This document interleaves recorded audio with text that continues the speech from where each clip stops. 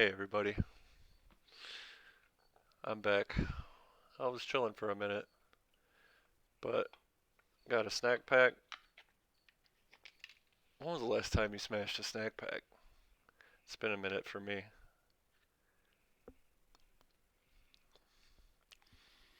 Goddamn, that's fucking good. Anyway, tonight we're gonna get into a tale of soiled drawers, some work lust, and we're gonna rap about Polo Red Extreme. Polo Red Extreme is an under the radar, certified banger of a cologne. I was reading some reviews on this bottle a couple weeks ago or so, and people were just going absolutely fucking gaga for this shit. I think people have a tendency to find a cologne that they like and hop online and rant and rave about it because they're all proud of themselves that they were cool enough to find a good bottle. But people were just going so hard in the paint on this shit. I was intrigued, so I scooped a bottle. The experts say that there's a pretty heavy coffee note in this one, but I just don't see it. I get like a slightly citrusy super blast of the world's most incredible smelling incense that's like a touch woody. Now, any dipshit can sit down in front of a camera, tell you what a cologne smells like, and if it's cool or not. But on this channel, we do shit a little differently. We tell you the real world stories of what happens with the cologne in action, and in turn, what you can come to expect when you're wearing this cologne out in the real world. So let's do that. So, the other day, I bumped into an old friend. We just kind of ran into each other in passing. We didn't have much time to talk or whatever, but before I pieced him out, I tossed him my bottle and I said, test drive this cologne out for a little bit and get it back to me when you can. It's Polo Red Extreme. It's super badass. And he said, alright, bet. Now, this buddy of mine is in a huge fucking mess. I'm not going to name names, but his name's Billy. Billy had been working with this girl for a couple years. She's married. I'm not really sure if she's married anymore. But since day one of working with this chick, he was just super enthralled. Thought she was super hot, really funny, really cool. But the whole time she was just living with this guy, so I always thought of his odds of getting with her were pretty abysmal to say the least. But Billy had this kind of quiet confidence about the situation, which I respect. So, some months went by. This girl and her guy end up getting married. But shortly after the wedding, things kind of took a turn.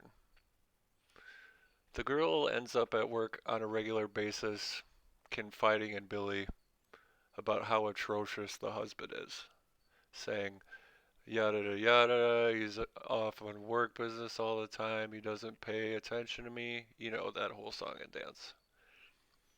And Billy's supportive. He says, everything's going to be alright. And he does a good job of not letting her know exactly how he feels about her. Well, one day, not too long ago, this girl texts Billy and says, hey, you want to get a drink? Now, this was interesting because Billy and this girl had never hung out socially before. This was a first. So they meet up, they have a couple beers, but then they part ways. But when Billy's home playing video games, she texts him and just opens up, saying how from the very beginning she just had the hugest crush on him and that she's just wanted him super bad the whole time. So at this point, Billy's pretty much freaking the fuck out. He wants to advance on the situation, but she's married and shit. So it's an obviously sticky situation to say the least. Now, Billy asked me my opinion, And I say, well, you've told me the husband is a avid Trump supporter who goes deer hunting all the time and has a closet full of guns. You might want to sit this one out and just not do anything. Because, like, if the husband found out about it, he'd probably come after you and try and kill your ass. So Billy says, that's probably smart. So Billy holds off about, I don't know, 2 or 3 weeks or so before his morality just completely goes out the window. So one night while the husband's out of town, the girl makes her way over to Billy's apartment, and the two of them just engage in a commandment breaking, no holds bar, super fun time. The girl wakes up in the morning, drowning in guilt, says, Billy, I'm not going to be able to see you anymore. What we did is super terrible. To which Billy replies, are you sure about that? It's going to take your husband a year or so to get you off as many times as I did last night. And I was like, did you really say that? And he says he did. And I thought, huh, that's just super fucking gangster. So anyway, within a week, she's back at his apartment, staying the night. This goes on for 2 or 3 weeks, and Billy's starting to get nervous.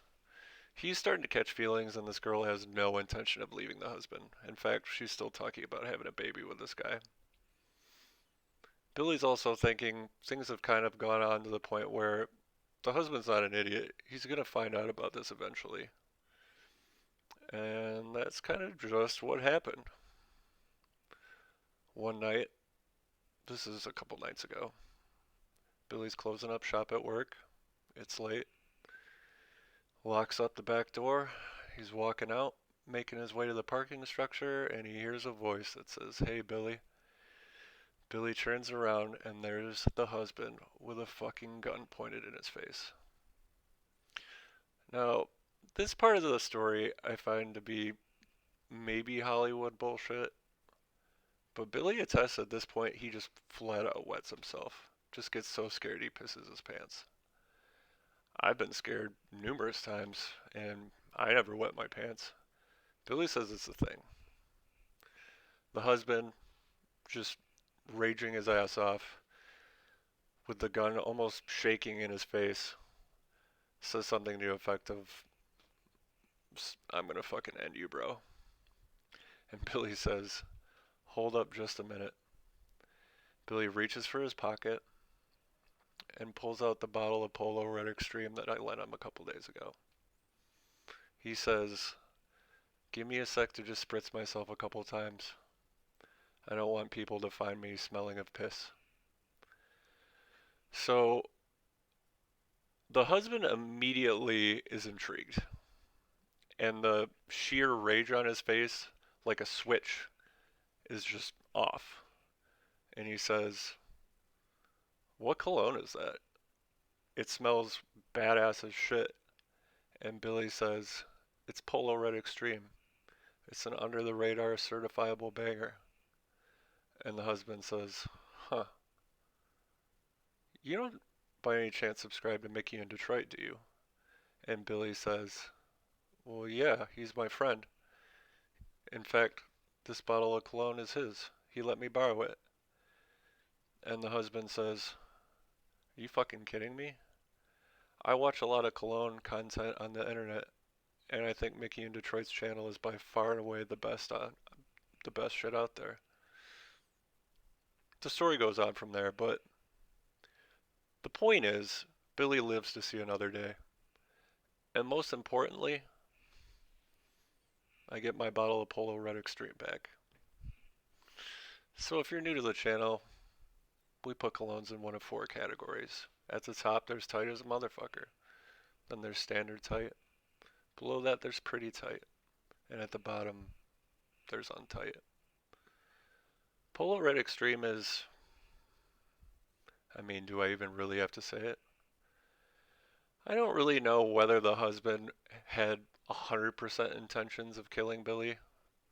Maybe he did, maybe he didn't. But the way I see it, Polo Red Extreme is so tight, I think it might have just saved my boy's life.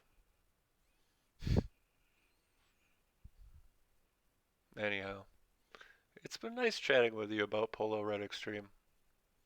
I hope that you've enjoyed yourself thoroughly. And there's really nothing left to do at this point, but wish you a fair adieu, and I'm going to peace you out.